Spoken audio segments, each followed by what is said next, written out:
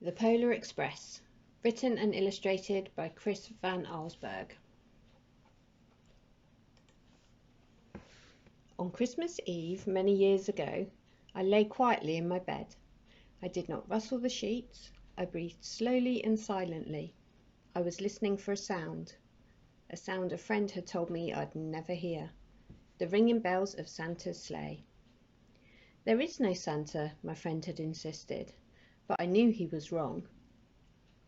Late that night I did hear sounds, though not of ringing bells. From outside came the sounds of hissing steam and squeaking metal. I looked through my window and saw a train standing perfectly still in front of my house. It was wrapped in an apron of steam. Snowflakes fell lightly around it. A conductor stood at the open door of one of the cars. He took a large pocket watch from his jacket, then looked up at my window. I put on my slippers and dressing gown. I tiptoed downstairs and out the door. "All aboard!" the conductor cried out. I ran up to him. "Well," he said, "are you coming?" "Where?" I asked. "Why, to the North Pole, of course," was his answer. "This is the Polar Express." I took his outstretched hand and he pulled me aboard. The train was filled with other children, all in their pyjamas and nightgowns. We sang Christmas carols and ate sweets with nougat centres as white as snow. We drank hot cocoa as thick and rich as melted chocolate bars. Outside, the lights of towns and villages flickered in the distance as the Polar Express raced northwards. Soon there were no more lights to be seen. We travelled through cold, dark forests, where lean wolves roamed and white-tailed rabbits hid from our train as it thundered through the quiet wilderness. We climbed mountains so high it seemed as if we would scrape the moon, but the Polar Express never slowed down. Faster and faster we ran along, rolling over peaks and through valleys like a car on a roller coaster. The mountains turned into hills, the hills to snow-covered plains. We crossed a barren desert of ice, the great polar ice cap. Lights appeared in the distance. They looked like the lights of a strange ocean liner sailing on a frozen sea. "There," said the conductor, "is the North Pole." The North Pole. It was a huge city standing alone at the top of the world, filled with factories where Christmas toys were made. At first we saw no elves. "They are gathering at the centre of the city," the conductor told us. "That is where Santa will give the first gift of Christmas." "Who receives the first gift?" we all asked. The conductor answered, "He will choose one of you." "Look," shouted one of the children, "the elves!" Outside we saw hundreds of elves. As our train drew closer to the centre of the North Pole, we slowed to a crawl. So crowded were the streets with Santa's helpers. When the Polar Express could go no further, we stopped and the conductor led us outside. We pressed through the crowd to the edge of a large open circle. In front of us stood Santa's sleigh. The reindeer were excited.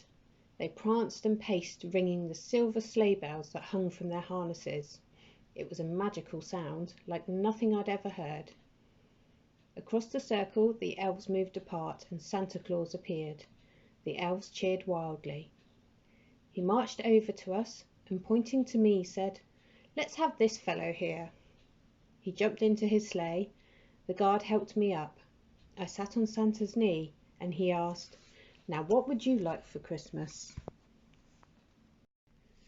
I knew that I could have any gift I could imagine, but the thing I wanted most for Christmas was not inside Santa's giant bag. What I wanted more than anything was one silver bell from Santa's sleigh. When I asked, Santa smiled. Then he gave me a hug and told an elf to cut a bell from a reindeer's harness. The elf tossed it up to Santa. He stood holding the bell high above him and called out, "The first gift of Christmas." The clock struck midnight as the elves roared their approval. Santa handed the bell to me and I put it in my dressing gown pocket. The conductor helped me down from the sleigh.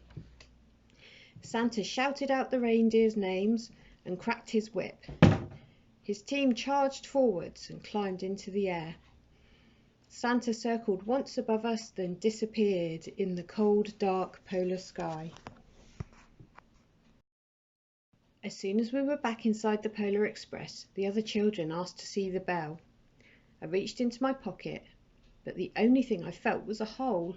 I had lost the silver bell from Santa Claus's sleigh. "Let's hurry outside and look for it," one of the children said. But the train gave a sudden lurch and started moving. We were on our way home. It broke my heart to lose the bell.